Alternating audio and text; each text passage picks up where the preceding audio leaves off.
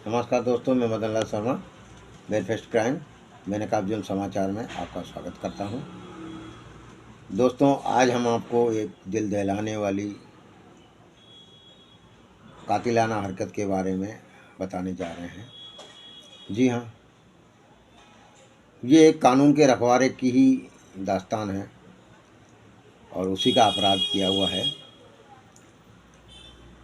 कभी कभी पति या अपने जो भी जिससे अफेयर्स होते हैं या कोई भी अपने परिजन होते हैं, उनको इग्नोर करना बहुत भारी पड़ जाता है। जी हाँ, लगभग उसी से रिलेटेड ये एक कहानी है एक दंपति की। तो जी हाँ दोस्तों, 150 बार कॉल करने पर भी पत्नी ने कॉल नहीं उठाया।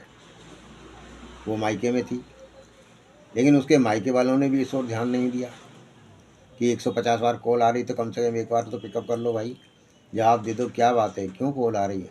ये उनकी भी जिम्मेदारी थी। एक तरह से देखा जाए तो इस मामले में उसके मायके वाले भी बराबर के हिस्सेदार हैं। ऐसा नहीं करना चाहिए था। जी हाँ, 150 कॉल नहीं उठाए तो 230 किलोमीटर दूर से कांस्टेबल पति पहुंचा अपने ससुराल। 11 दिन पहले ही बेटे को जन्म देने वाली थी उसकी पत्नी, उसका उसने कर दिया मर्डर। जी हाँ, ये ऐसी ही घटनाक्रम है जिससे हम आपको अवगत करा रहे हैं। पुलिस के अनुसार किशोर सोमवार को लगभग 11:30 बजे प्रतिभा नाम है महिला का, के माता पिता के घर पहुंचा। प्रतिभा और बच्चा घर की पहली मंजिल पर थे। किशोर ने पहले कीटनाशक का सेवन किया और फिर अंदर से दरवाज़ा बंद कर दिया। उसने प्रतिभा की दुपट्टे से गला घोंट करके हत्या कर दी। कांस्टेबल पति ने पत्नी को उतार दिया मौत के घाट। कर्नाटक के बेंगलुरु में एक पुलिस कांस्टेबल ने अपनी पत्नी की हत्या कर दी। आरोपी पुलिस कांस्टेबल अपनी पत्नी के चरित्र पर शक करता था। उसकी पत्नी फिलहाल अपने माता पिता के घर में रह रही थी। उसने 11 दिन पहले ही बेटे को जन्म दिया था। आरोप है कि कांस्टेबल किशोर डी ने अपनी 24 वर्षीय पत्नी को फ़ोन किया और उससे दुर्व्यवहार भी किया। प्रतिभा ने उसका फ़ोन उठाना बंद कर दिया। किशोर डी ने प्रतिभा को उसके बाद 150 बार कॉल किया। जब प्रतिभा ने उसका फ़ोन नहीं उठाया तो वह अपना आपा खो बैठा और किशोर चामराजनगर शहर से 230 किलोमीटर की यात्रा करके होसकोटे के पास अपनी पत्नी के माता पिता के घर तक पहुंच गया। यहाँ उसने खुद कीटनाशक का सेवन किया और अपनी पत्नी की गला दबा करके हत्या कर दी। किशोर डी की हालत भी गंभीर बताई जा रही है।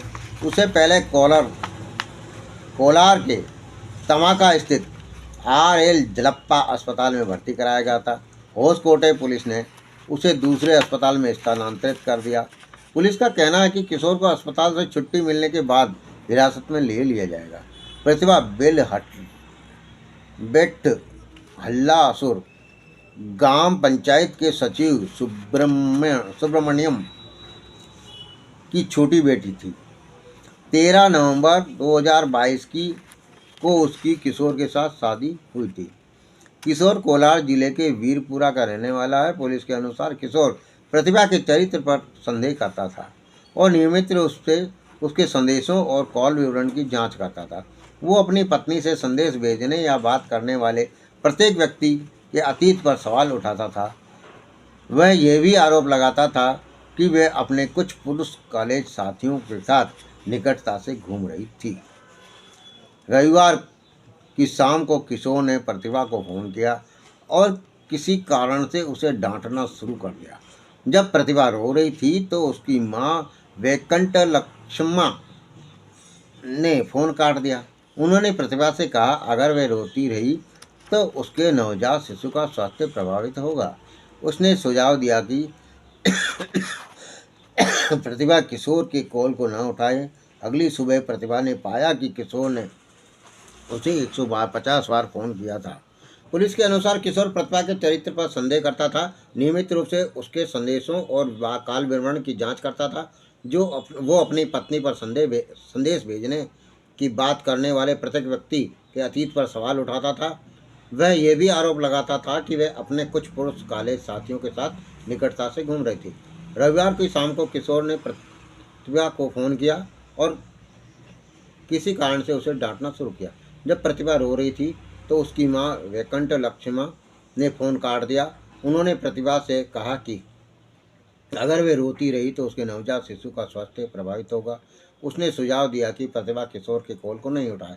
अगली सुबह प्रतिभा ने पाया कि किशोर ने उसे 150 बार फ़ोन किया था। प्रतिभा ने अपने माता पिता को इस बारे में जानकारी दी। किशोर ने मौके से भागने से पहले प्रतिभा की माँ वैकुंठ लक्ष्मा को बताया कि मैंने उसे मार डाला, मैंने उसे मार दिया है। प्रतिभा की पत्नी सुब्रमण्यम ने किशोर के लिए आजीवन कारावास की मांग की। सॉरी, ये गलत है। प्रतिभा की मां सुब्रमण्यम ने किशोर के लिए आजीवन कारावास की मांग की है। उन्होंने यह भी आरोप लगाया कि किशोर की मां दहेज को लेकर उनकी बेटी को परेशान कर रही थी। पिता की शिकायत के आधार पर किशोर के खिलाफ हत्या का मामला दर्ज कर लिया गया है।